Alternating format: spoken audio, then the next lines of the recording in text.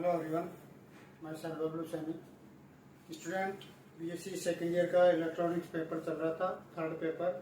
उसके अंदर अपने जो टॉपिक चल रहा था वो नेटवर्क थ्योरम चल रहा था जाल पर में, जिसमें अपन ने दो थ्योरम्स पढ़ ली थी, एक सुपरपोजिशन थ्योरम और एक अपन ने थेवेनिन थ्योरम। आज जो नेक्स्ट जो थ्योरम है अपनी वो है नॉर्टन थ्योरम। नॉर्टन थ्योरम जिसका अपन पहले स्टेटमेंट देखेंगे, उसके बाद में इसको प्रूफ करेंगे। तो इसका स्टेटमेंट जो है उसको अपन पहले अच्छे से समझते हैं, उसके बाद में इसको प्रूफ करेंगे। तो इसका स्टेटमेंट क्या है? इस प्रमेय के अनुसार ऊर्जा स्रोतों तथा प्रतिबाधाओं से युक्त कोई रैखिक द्विटर्मिनल जाल है। तो रैखिक द्विटर्मिनल जाल है, यहाँ पे क्या आएगा? द्विटर्मिनल जाल। कोई द्विटर्मिनल जाल है को एक धारा स्रोत IN तथा उसके समांतर क्रम में जुड़ी प्रतिबाधा ZN द्वारा प्रतिस्थापित किया जा सकता है। कहने का मतलब जो अपन ने थेवेनिन प्रमेय पढ़ी थी उसमें क्या था? उसमें भी स्रोतों और प्रतिबाधाओं से युक्त एक द्विटर्मिनल जाल था। उसको अपन ने क्या किया था? एक ऐसे सर्किट में प्रतिस्थापित किया जिसमें एक वोल्टा स्रोत लगा हुआ हो और श्रेणी क्रम में एक प्रतिबाधा लगी हुई हो, ETH और ZTH। यहाँ पे क्या है? वही आपके पास द्विटर्मिनल जाल है, जिसके अंदर इस बार आपके पास वोल्टा स्रोत की जगह एक धारा स्रोत लगा हुआ होगा और इस धारा स्रोत के समांतर क्रम में क्या लगी होगी? एक प्रतिबाधा। नॉर्टन के नाम के आधार पर धारा स्रोत को IN से और प्रतिबाधा को ZN से डिनोट कर देंगे। वहां पे वोल्टा स्रोत था, यहाँ पे धारा स्रोत है। उसके बाद में जो धारा स्रोत लगा है उसकी धारा को कैसे निकालेंगे? धारा स्रोत की धारा IN उस धारा के बराबर होगी जो परिपथ के दिए हुए टर्मिनल A व B को लघुपथित करने पर प्राप्त होती है। इसका मतलब जो A व B टर्मिनल दिए हुए हैं उसको क्या कर दो? शॉर्ट सर्किट कर दो। मतलब जो आपके पास प्रतिबाधा, लोड प्रतिबाधा जुड़ी हुई है, अभी उसको समझेंगे, उसको हटा दो और डायरेक्ट कनेक्ट कर दो A और B को। उसको बोलते हैं शॉर्ट सर्किट। वहां पे अपन ने उसको खुला छोड़ने पर निकाला था जब वोल्टा स्रोत लिया था थेवेनिन प्रमेय में। इसके अंदर धारा स्रोत के अंदर A और B को क्या कर देंगे? Short circuit. और जो आपके पास उनके धारा आएगी सर्किट में वही किसके बराबर हो जाएगी? IN के बराबर हो जाएगी। उसके बाद में प्रतिबाधा ZN का मान टर्मिनलों A व B के मध्य जाल की प्रतिबाधा के बराबर होगी जब A व B के मध्य लोड को हटा दिया जाए। A व B के मध्य जो लोड जुड़ा हुआ है उसको हटा दिया जाए और ऊर्जा स्रोतों को उनकी आंतरिक प्रतिबाधा से प्रतिस्थापित कर दिया। वहां पे क्या किया था अपन ने थेवेनिन प्रमेय में? जो A व B के मध्य मापित जो प्रतिबाधा ही थी, तुल्य प्रतिबाधा, उसको अपन ZTH बोले थे। यहाँ पे भी क्या करना है? A व B को क्या कर दें? हटा दें। हटाने के बाद जो सर्किट की जो तुल्य प्रतिबाधा आएगी, परिपथ की तुल्य प्रतिबाधा, वो ही क्या हो जाएगी? वो ZN हो जाएगी। वहां पे अपन ने जब प्रतिबाधा निकाला था स्रोतों को हटा दिया था। यहाँ पे भी क्या कर देंगे? स्रोतों को हटा देंगे। मतलब यदि उनकी प्रतिबाधा है स्रोत की कोई, तो उस स्रोत की आंतरिक प्रतिबाधा से क्या कर देंगे? प्रतिस्थापित कर देंगे। ये इसका स्टेटमेंट है। इसी स्टेटमेंट के बेस पे अपन इस प्रमेय को प्रूफ करेंगे। तो प्रूफ को आपको अच्छे से समझना है। स्टेटमेंट में आपको केवल इतना ही ध्यान रखना है कि जो थेवेनिन प्रमेय है उसके अंदर जो आपको जाल दिया हुआ मिलेगा उस जाल को आपको कैसे सर्किट में चेंज करना है? एक धारा स्रोत लगा देना है और उसके समांतर क्रम में एक प्रतिबाधा लगा देनी है। यदि इतना कर दोगे तो आपके पास वो थेवेनिन प्रमेय का जो स्टेटमेंट था सेम वैसे ही नॉर्टन प्रमेय का स्टेटमेंट बन जाएगा। तो वहां पे आपने वोल्टा स्रोत और उसके श्रेणी क्रम में जोड़ा था, यहाँ पे धारा स्रोत और समांतर क्रम में प्रतिबाधा जोड़ना है। देखो प्रूफ करने के लिए अपन क्या करेंगे? थोड़ा बहुत थेवेनिन प्रमेय को भी यूज लेंगे। ये क्या बोल रहा है कि विभिन्न स्रोतों तथा प्रतिबाधाओं से युक्त द्विटर्मिनल जाल को एक ऐसे स्रोत में प्रतिस्थापित करेंगे जिसमें धारा स्रोत और समांतर क्रम में प्रतिबाधा लगी हुई हो। तो अपन ने पिछली वाली थ्योरम में जो द्विटर्मिनल जाल था जिसमें स्रोत और प्रतिबाधाएं लगी हुई थी, उसको अपन ने ऐसे सर्किट में बदला था जिसमें वोल्टा स्रोत और श्रेणी क्रम में प्रतिबाधा लगी हुई है। तो अपन ऐसा कर सकते हैं जो आपके पास थेवेनिन प्रमेय का तुल्य परिपथ आया था उसको अपन धारा स्रोत वाले परिपथ में चेंज कर दें, क्योंकि जो आपके पास विभिन्न स्रोतों वाला जाल है उसको तो अपन पहले ही कन्वर्ट कर चुके हैं थेवेनिन प्रमेय वाले से कि उसमें एक ETH लगेगी और ZTH लगेगा। तो आज अपन क्या करेंगे, जो ETH ZTH वाले को उसमें उसको धारा स्रोत में बदलेंगे, जो वोल्टा स्रोत वाला है उसको किस में बदलेंगे, धारा स्रोत में। आपके पास थेवेनिन प्रमेय से क्या था, यहाँ पे आपके पास एक स्रोत लगा हुआ था, यहाँ पे स्रोत लगा हुआ था, एक इधर एक प्रतिबाधा लगी हुई थी, या फिर ऐसे जोड़ दो आप डायरेक्ट, एक आपके पास स्रोत था, यहाँ पे एक प्रतिबाधा थी, ये टर्मिनल ए और क्या था, बी टर्मिनल था, और इसके बीच में लोड प्रतिरोध क्या लगा हुआ था, ZL लगा हुआ, ये ZTH था, और ये क्या था आपके पास EFT। ऐसे कनेक्ट कर दो इसको, यहाँ पे क्या लगा हुआ है, ETH लगा हुआ है। ये A सर्किट हो गया, और स्टेटमेंट क्या बोल रहा है, आपके पास पिछले वाला जो सर्किट था उसमें ये था, पिछले वाले सर्किट में आपके पास जो वैल्यू थी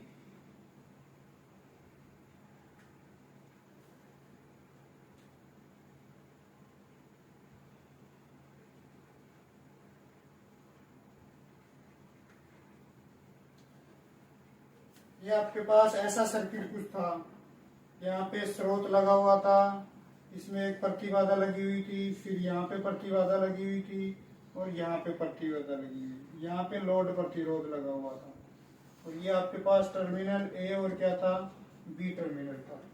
तो इस वाले सर्किट को अपन ने इसमें बदला था। आज ये बोल रहा है कि इस वाले सर्किट को इस वाले सर्किट में बदल रहा है। यहाँ पे कोई धारा स्रोत लगा होगा, यहाँ पे आपके पास श्रेणी समांतर क्रम में एक प्रतिबाधा लगी होगी, और दो टर्मिनल ए और बी के बीच में क्या लगा होगा, लोड प्रतिरोध लगा होगा, ZL। यहाँ पे आपके पास ZN लगा होगा, और यहाँ पे आपके पास IN। आज वाले स्टेटमेंट में बोल रहा है कि ये जो सर्किट दे रखा है इसको इसमें बदलना है। पिछले वाले सर्किट में अपन ने क्या किया था, पिछले वाले सर्किट में अपन ने इस वाले को इसमें बदल दिया था। तो अब अपन डायरेक्ट ये कर सकते हैं कि इसको इसमें बदल दें, तो ये दोनों सर्किट भी क्या होंगे, बराबर होंगे। इसका मतलब आज अपने को सर्किट ए और बी को बराबर प्रूफ करना है। यदि ये दोनों बराबर हो जाएंगी तो आपके पास नॉर्टन प्रमेय भी क्या हो जाएगी, प्रूफ हो जाएगी। तो नॉर्टन प्रमेय को प्रूफ करने के लिए आपको ए और बी दोनों परिपथों को इक्वल या इक्विवेलेंट सिद्ध करना होगा। इसके लिए क्या करना है, जैसा पिछली वाली प्रमेय के अंदर अपन ने देखा था, दो सर्किट इक्विवेलेंट कब होते हैं, जब उनके उभयनिष्ठ पार्ट में से जो धारा बहती है वो इक्वल बहे।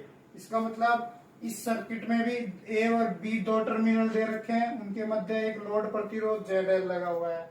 इस वाले सर्किट में भी ए और बी टर्मिनल दे रखे हैं, जिसके मध्य एक ZL प्रतिबाधा लगी हुई है। तो अपन इन दोनों परिपथों को इक्वल प्रूफ करने के लिए इस ZL में से प्रवाहित धारा और इस ZL में प्रवाहित धारा को बराबर प्रूफ करेंगे। यदि इन दोनों का मान बराबर आ जाता है तो ये प्रमेय भी क्या हो जाएगी, बराबर हो जाएगी, ये सुनिश्चित हो जाएगी। तो अपन क्या करते हैं, पहले परिपथ ए को लेके चलते हैं, इसके प्रतिरोध ZL में से प्रवाहित धारा को निकालते हैं स्टेटमेंट को यूज करते हुए, फिर अपन इस वाले ZL में से प्रवाहित धारा को निकालेंगे। तो सबसे पहले यदि अपन यहाँ से धारा का मान मान लो, इस वाले सर्किट में कितनी धारा प्रवाहित हो रही है, IR धारा प्रवाहित हो रही है। और आपको यहाँ से दिख रहा है ये ZTH और ZL दोनों श्रेणी क्रम में है। पहले आपको बताया हुआ है यदि श्रेणी क्रम में प्रतिबाधाएं जुड़ी है तो उसमें धारा का मान सेम होता है, समान होता है। इसमें भी IR जाएगी तो इसमें भी IR जाएगी। अच्छा, इस परिपथ में प्रवाहित धारा IR ही किसमें, यहाँ से जितनी करंट निकलेगी वो ZL में से प्रवाहित होगी। तो परिपथ वाली धारा IR निकाल लो, वो ZL में से बह रही है। तो यदि यहाँ से परिपथ ए से अपन देखें तो IR का मान कितना आएगा, V बराबर IR से, V बराबर IR से I बराबर क्या निकलेगा, V अपॉन R। V का मान आपको कितना दे रखा है, ETH दे रखा है। और यहाँ पे प्रतिबाधा कितनी है, दोनों श्रेणी क्रम में, तो ZTH प्लस का क्या आ जाएगा, जेड एल आ जाएगा। ये आपके पास इसमें। इसके बाद में अपन इसके स्टेटमेंट को यूज करते हैं। स्टेटमेंट में क्या दे रखा है? स्टेटमेंट में ये बोल रहा है कि जो आपके पास आई एन का मान था वो कैसे निकलेगा? दिए हुए जाल के टर्मिनलों को लघुपथित करने पर परिपथ में प्रवाहित धारा क्या कहलाती है? आई एन कहलाती है। ए व बी को शॉर्ट सर्किट कर दो, मतलब इस प्रतिबाधा को हटा दो और ए व बी को डायरेक्ट कनेक्ट कर दो। तो अपन क्या करेंगे? ए व बी को डायरेक्ट कनेक्ट कर दिया इस तरह से। ये आपके पास यहां से लिखना है आपको, परमे के कथनानुसार पहले आई एन निकालने के लिए सर्किट ये बन जाएगा। क्या कर दिया? ए व बी को शॉर्ट सर्किट कर दिया। अब इसमें जो करंट बहेगी, इसमें जो करंट बहेगी वो क्या होगी? आई एन होगी। इसमें जो करंट बहेगी वो क्या होगी? I N. तो कितनी होगी भाई? आई एन वही V बराबर आई आर से आई एन का मान कितना आएगा? ई टी एच वी हो गया और प्रतिबाधा कितनी होगी? जेड टी एच हो गया। स्टेटमेंट को यूज किया है। इसको इक्वेशन 1 दे दो, इसको इक्वेशन नंबर 2 दे दो कि ए व बी को लघुपथित करने पर परिपथ से प्रवाहित धारा क्या होती है? आई एन होती है। ये स्टेटमेंट बोल रहा है। नेक्स्ट क्या है? ए व बी के मध्य तुल्य प्रतिबाधा, ये ऐसे बोल दो, ए व बी को लघुपथित करने पर मतलब शॉर्ट सर्किट वो लोड प्रतिरोध को हटाकर इस सर्किट की जो तुल्य प्रतिबाधा आएगी वो जेड एन के बराबर होगी। ये क्या बोल रहा है? और जेड एन प्रतिबाधा निकालते टाइम स्रोत को क्या कर देते हैं? हटा देते हैं। तो नेक्स्ट स्टेटमेंट, इस स्रोत को मैंने हटा दिया। ये आपके पास क्या जुड़ी हुई है? जेड टी एच जुड़ी हुई है। और ए व बी को में से जो ये लगी हुई है लोड प्रतिरोध, उसको भी क्या कर दो? हटा दो। अब जो सर्किट की प्रतिबाधा बचेगी वो जेड एन के बराबर होगी। तो क्या बच रही है? ये हट गया, ये लोड भी हट गया, तो क्या बचा? Z T H. इसका मतलब जेड एन किसके बराबर आ गया? जेड टी एच के बराबर आ गया। ये दोनों स्टेटमेंट मैंने यूज लिए।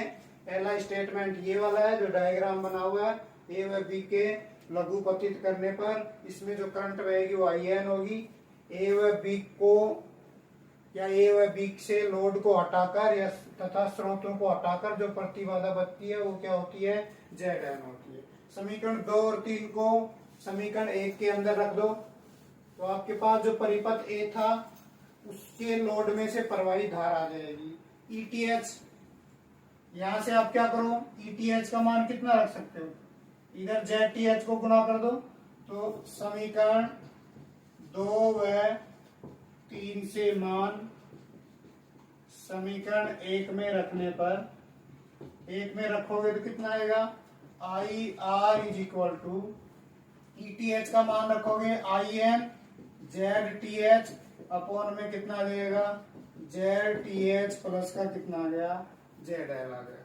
इसको और सोल्व कर सकते हो आप लोग, या फिर इसको ऐसे कैसे रहने दो। समीकरण नंबर 4। ये आपके पास जो परिपथ ए दे रखा था थेवेनिन प्रमेय वाला, उसके लोड में से प्रवाहित धारा आ गई।